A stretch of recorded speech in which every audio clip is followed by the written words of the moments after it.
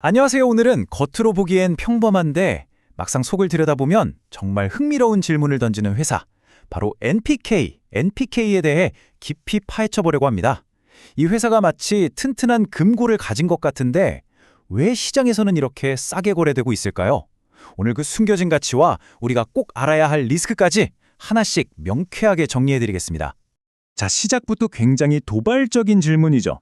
이게 무슨 말이냐면요. 이론적으로 회사가 가진 모든 자산을 다 팔아서 빚을 갚고 남은 돈, 즉 청산 가치가 지금 주식시장에서 거래되는 가격보다도 높다는 겁니다.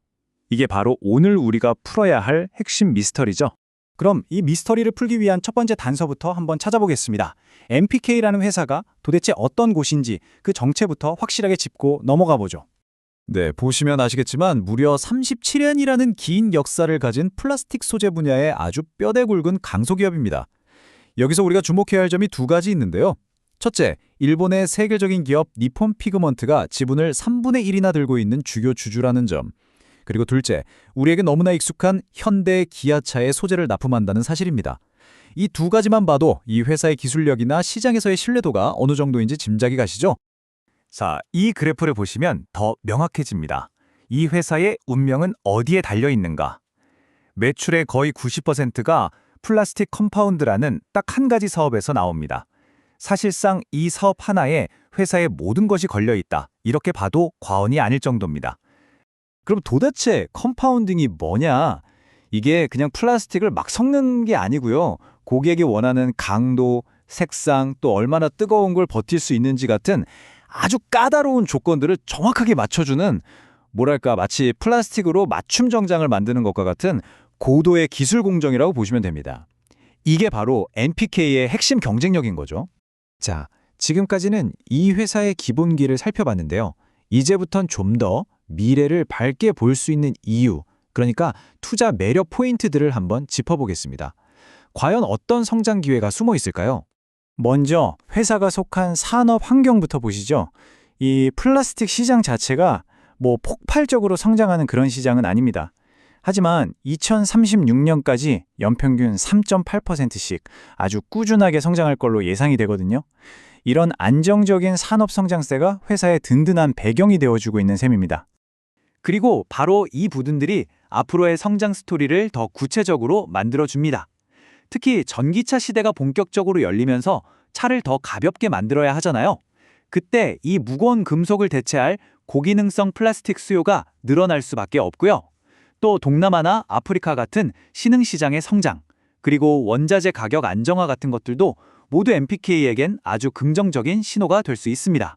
그런데 무엇보다 중요한 건 이런 기회를 잡을 수 있는 체력이 있느냐는 거겠죠. 부채 비율이 50.8%밖에 안 돼요. 이게 무슨 뜻이냐면 그냥 빚이 거의 없다는 소리입니다. 웬만한 경제 위기가 와도 거뜬히 버텨낼 수 있고, 또 좋은 기회가 왔을 때 과감하게 투자할 수 있는 아주 탄탄한 재무 상태를 갖추고 있다는 의미입니다. 하지만 세상에 좋은 점만 있는 투자는 없겠죠?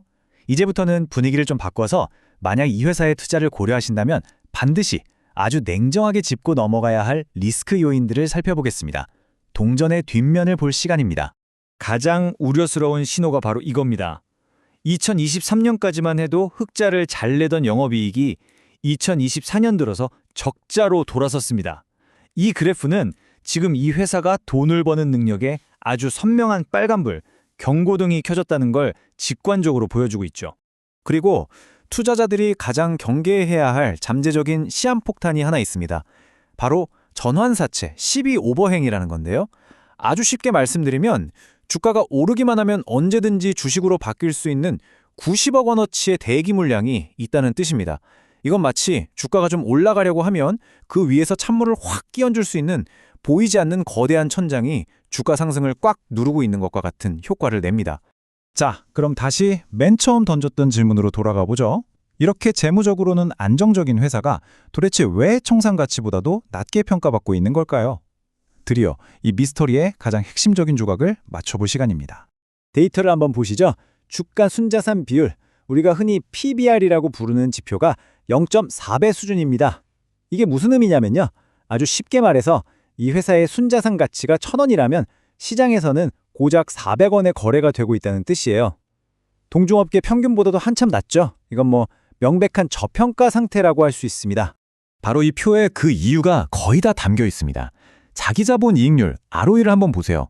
ROE는 회사가 가진 자본으로 얼마나 효율적으로 돈을 잘 버는지를 보여주는 한마디로 수익성 지표거든요. 그런데 NPK는 고작 2%인데 경쟁사들은 15%, 9%에 달합니다. 핵심은 이거예요.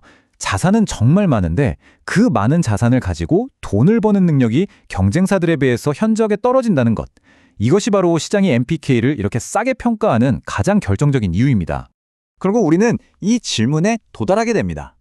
NPK가 빚을 내서 공격적으로 사업을 키우기보다는 안정성을 최우선으로 생각하다 보니까 어쩔 수 없이 수익성이 낮아진 건 아닐까요?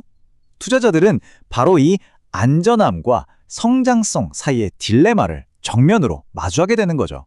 자, 그럼 이 모든 분석을 종합해서 이제 가장 실용적인 부분으로 넘어가 보겠습니다. 그래서 어쩌라고에 대한 답, 즉 NPK에 대한 구체적인 투자 전략을 어떻게 세워야 할지 지금부터 알려드리겠습니다. 결론부터 딱 말씀드릴게요. 관망, 즉 홀드입니다. 왜냐하면 자산 가치를 생각하면 지금 주가가 거의 바닥 근처라서 팔기에는 너무 아깝고요. 그렇다고 주가를 끌어올릴 만한 강력한 한 방이 아직 보이지 않기 때문에 섣불리 사기에도 좀 이른 시점이라는 거죠. 한마디로 인내가 필요한 구간입니다. 그래서 전략을 두 가지로 나눠서 생각해 볼 수 있어요. 먼저 이 주식을 새로 사려고 하시는 분들은요, 절대로 서두르지 마세요. 영업이익이 다시 흑자로 돌아선다거나 아니면 거래량이 터지면서 의미 있는 가격대인 1,000원을 강하게 뚫어주는 그런 확실한 신호가 나올 때까지 기다리는 게 안전합니다. 그리고 이미 주식을 가지고 계신 분들이라면 중요한 지지선인 880원이 무너지지 않는지 잘 지켜보시고요. 만약 주가가 1,200원 저항선 근처까지 올라온다면 아까 말씀드린 전환사채 부담을 생각해서 비중을 좀 줄이는 전략도 고려해 볼 만합니다. 오늘 분석을 딱 한 문장으로 요약하는 마지막 질문입니다. 과연 NPK는 거친 파도를 피할 수 있는 안전한 항구일까요?